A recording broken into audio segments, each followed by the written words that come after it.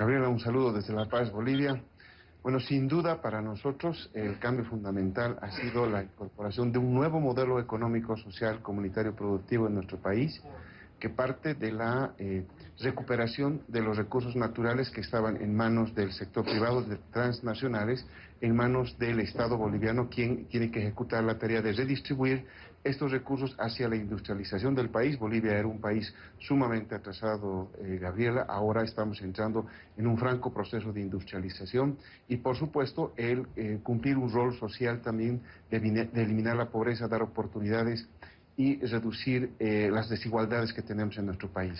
Este es el modelo que lo venimos aplicando desde el año 2006, bajo la dirección del presidente Evo Morales, que es el... Y a continuación vamos a hablar sobre las reservas internacionales. ¿Qué son y cuándo se las puede utilizar? Veamos. La crisis del oro negro golpea las economías del mundo y Bolivia se prepara para el año más difícil de la última década. En 2016 nuestro país espera tener una inversión de $7.000 millones, pero ¿cómo hacerlo si los ingresos no son de esa magnitud? La respuesta parece estar en las reservas internacionales. ¿Qué son? Es el ahorro que el país hace de vender al exterior. Cuando vende más de lo que compra, o sea, que exporta más de lo que importa, la diferencia se guarda en reservas internacionales. Una suerte de ahorro de todo el país que puede usarse solo bajo condiciones especiales, y la baja de las ventas al exterior es una de ellas. Así como el país hace reservas cuando vende más de lo que compra, esas reservas tienen que ser utilizadas cuando sucede lo contrario, cuando tiene que comprar más de lo que vende, para de esa manera seguir manteniendo la actividad económica, porque si en Bolivia se pararan las importaciones sería muy grave. Toda la actividad económica depende de importaciones. Entonces, ese momento se puede usar sin ningún problema las reservas internacionales. Bolivia tiene acumulados casi $15.000 millones en esta caja de ahorros, sinónimo de la fortaleza del Estado. Según los propios expertos, hace años atrás era impensable de lograr una cifra de esta naturaleza. Comenzaríamos por hace 10 años, casi no teníamos reservas. En el Banco Central, en ese tiempo, tener $1.000 millones era un éxito rotundo. El día de hoy hemos llegado a tener $15.000 millones, lo cual significa que tenemos un buen colchón. Cuando escuchamos las palabras reservas internacionales, nos sentimos tentados a creer que estamos ante un gran volumen de oro, pero no siempre es así. Fundamentalmente están en dólares, hay también euros, hay una combinación de monedas y creo que aproximadamente un 15% está en oro. El 2016 se usarán parte de estos dineros para mantener en movimiento la economía nacional, una de las recetas económicas que el gobierno espera conjurar para hacer frente a nuestros vecinos que devalúan sus monedas y abaratan sus productos. Así va a funcionar este año con recursos del Banco Central, en los próximos años ya con recursos externos y se le va a devolver la plata al Banco Central. La crisis a nivel internacional, la baja en el precio del crudo de barril de petróleo que actualmente se cotiza en poco más de $44, cuando las pasadas gestiones llegó a costar hasta $120. La devaluación de monedas en algunos países afectan también a Bolivia, aunque el efecto no parece ser fuerte. El presidente Evo Morales anunció que habrá austeridad para algunos departamentos y la pasada semana se determinó que el Banco Central de Bolivia utilizará las reservas internacionales para otorgar préstamos a las gobernaciones del país por un monto de $400 millones. Es un fideicomiso con una duración de 20 años plazo de pago. El objetivo es que las gobernaciones puedan cumplir con las contrapartes comprometidas en proyectos regionales. El próximo año todo el mundo estará funcionando normalmente y no habrá ese pequeño bache en inversiones. No sabemos, ¿no? Pero queremos crecer por encima del 5%. A pesar de esta contracción en la economía, las autoridades de gobierno aseguran que el 2016 Bolivia continuará creciendo por encima del 5%. Recordemos que este año tienen previsto que el crecimiento macroeconómico sobrepase el 5.5%. Miren, vamos a crecer en nuestra proyección, ¿verdad?, por encima del 5%. Estamos bien. La economía boliviana sigue creciendo pese a todo el contexto favorable. Este crecimiento económico, que sería del 5%, obliga a que las empresas públicas y privadas cumplan con el pago del segundo aguinaldo, instituido por el gobierno desde hace 3 años. Sin embargo, la mayoría de las empresas privadas, microempresas y artesanos señalan que no están en condiciones económicas. Las estatales como Enatex no se quedan atrás. Exigen que el gobierno evalúe el crecimiento por sectores, departamentos y rubros productivos. De poner a todas las empresas en la misma canasta. Definitivamente nosotros no vamos a pagar el doble aguinaldo. Ya no tenemos nosotros ventas, por lo tanto no tenemos fuentes de ingreso. Bolivia, pero el no ganó. Estamos hablando de la consulta popular que se hizo al pueblo boliviano y el no a la modificación de la Constitución para una nueva candidatura de Evo Morales. Mirá cómo va, Fernando, 99.7 escrutado y el no tiene 51.3. El sí, 48.7. Esto lo que quiere decir que el presidente Evo Morales no podrá presentarse como candidato a una cuarta reelección consecutiva en el año 2019. Las actas computadas ascienden al 99,49% de las de las mesas. Mira, ya escrutadas. Este sería el último gobierno entonces de Evo Morales García Linera. Hay que ver qué pasa dentro del MAS, que es el movimiento al socialismo, el partido de gobierno. Los desafíos ya empiezan a plantearse. Evo ya había dicho, la mejor decisión es la que tome el pueblo, y hasta ahora el pueblo dijo no a un nuevo mandato. En ese sentido, entendemos que hay una disputa permanente entre lo que pasa en la realidad y el discurso del gobierno, principalmente en este tema, en el económico. Hay un dato que me parece muy importante para considerar, Samuel. El presidente Evo Morales ha dado un discurso, como bien lo decías, el viernes 22, muy extenso, y curiosamente los 3 días posteriores a este discurso, muy optimista, los medios dedicaron una serie de titulares alertándonos sobre la crisis en el tema empresarial, en la construcción. A ver, vamos a revisar algunos ejemplos. El lunes, por ejemplo, el titular de Página 7 decía en letras muy grandes y muy llamativas que nos han preocupado a todos: la renta petrolera ha caído en un 31%. Efectivamente, pero creo que es importante, Erika, aclarar a todos los oyentes de Proyecto Bolivia que nuestra preocupación permanente por el estado de la economía no es una crítica al gobierno, de ninguna manera. Cuando resaltamos que hay un ambiente de crisis que se empieza a notar, lo hacemos preocupados por el país. Queremos alertar y queremos que se tomen iniciativas para que no retrocedamos en lo que hemos avanzado. Es decir, nuestra idea es aportar con soluciones tempranas para cuidar lo que hemos avanzado. Si es que se toman medidas y se toman previsiones para evitar que esta crisis golpee al país de manera oportuna, vamos a tener un menor efecto de esa crisis. Ahora, si la negamos y cerramos los ojos, seguramente cuando llegue esa crisis tendrá más efecto. Es lo mismo que el tema que lastimosamente lo vamos a vivir, lo estamos viviendo ya con las lluvias.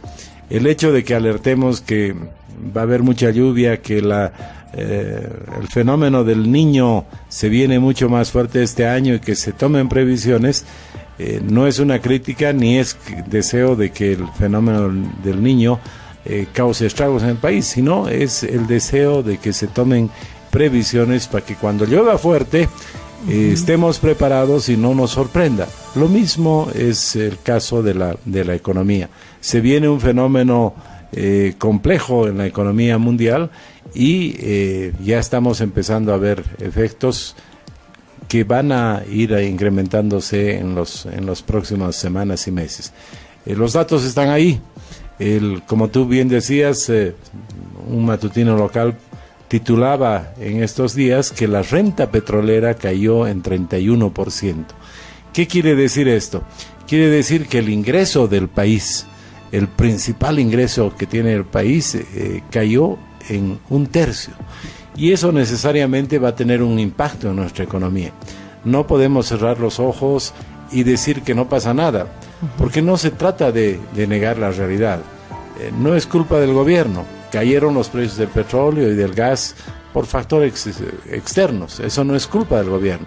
Lo que sí es responsabilidad del gobierno es ver cómo se enfrenta a esa situación.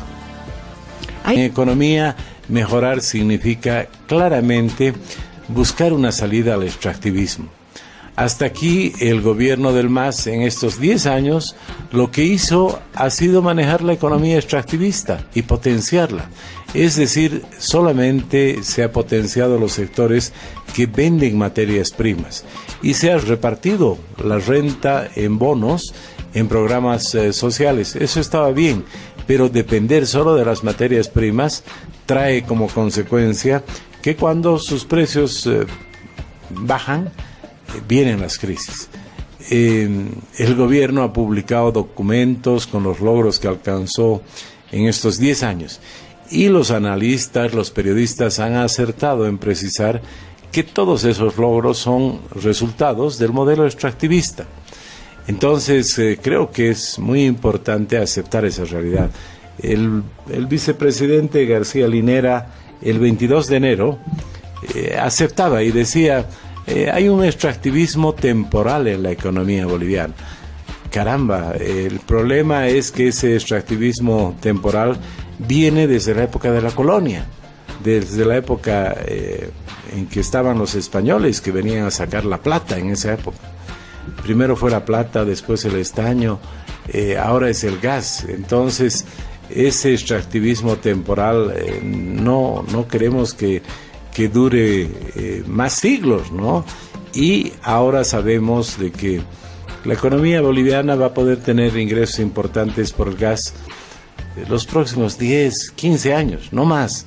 Entonces tenemos 10 años para generar otras fuentes de ingreso y que de aquí a 10 años, o si es un poco más, mejor, caen los precios del petróleo o hay sustitutos que lo hacen que ya no sea tan importante, la economía boliviana no entre en crisis, tenga otras fuentes de ingreso. Hay mucha gente, Samuel, que ha pensado que el país, evidentemente, en esta época de tan alta bonanza, ya ha migrado al modelo extractivista. ¿Qué nos demuestra? ¿Cuáles son los elementos que tú consideras para mostrarnos que la economía continúa teniendo una dependencia total de las materias primas?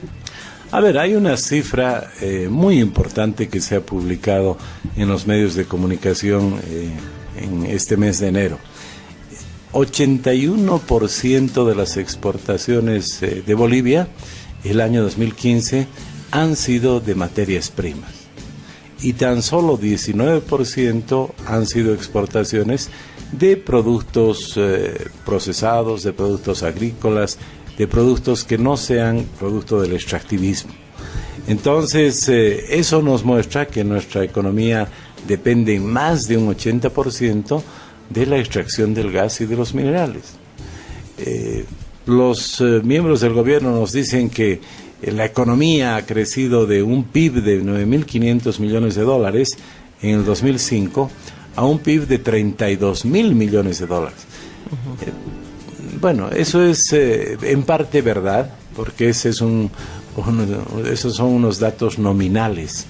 Efecto del cambio en el precio del dólar, efecto de varios aspectos nominales. La explicación más simple es de que nuestra economía crece a un promedio de 5% por año. En los últimos 10 años, simplificando las cosas, 10 por 5, 50%. Ya, algo más por el 5% del 5%, que haya crecido un 55%, eso es lo que ha crecido nuestra economía. No es que se ha triplicado, ¿no es verdad? Sino la economía boliviana ha aumentado la mitad más de lo que era hace 10 años. Y eso es consecuencia de los ingresos que ha tenido el país por los buenos precios del gas. Después, obviamente, como hemos exportado más a un precio mayor, y las importaciones han ido creciendo gradualmente, nos ha quedado un exceso de dólares y las reservas internacionales han crecido de algo más de 2.000 millones de dólares a un récord de 15.500 millones de dólares en el año 2014. Pero ya el 2015 hemos perdido cerca de 3.000 millones de dólares en reservas. Entonces, eso nos va mostrando de que ya el modelo extractivista no funciona de manera positiva, de manera que ha funcionado en estos últimos 10 años. El otro dato que es muy preocupante, el año pasado la economía fiscal ha tenido un déficit de 6.6% en términos del PIB. Después de varios años que no había déficit, que incluso había un superávit, que sobraba dinero en el sector público. El año pasado se ha tenido un déficit elevado. Ahora, lo bueno de esa etapa es que se ha traducido en bonos, en una política social que es positiva. Pero el problema es que no nos podemos quedar solamente en la extracción de materias primas y otorgar bonos. Por ejemplo, se ha beneficiado a más de 2 millones de niños con el bono Juancito Pinto. Es positivo, pero cuando esos niños terminen de estudiar, ¿van a tener un trabajo? Se han construido más de 50,000 viviendas, pero cuando no haya dinero del gas, ¿qué va a hacer la gente? ¿Dónde va a trabajar esa gente que tiene una vivienda?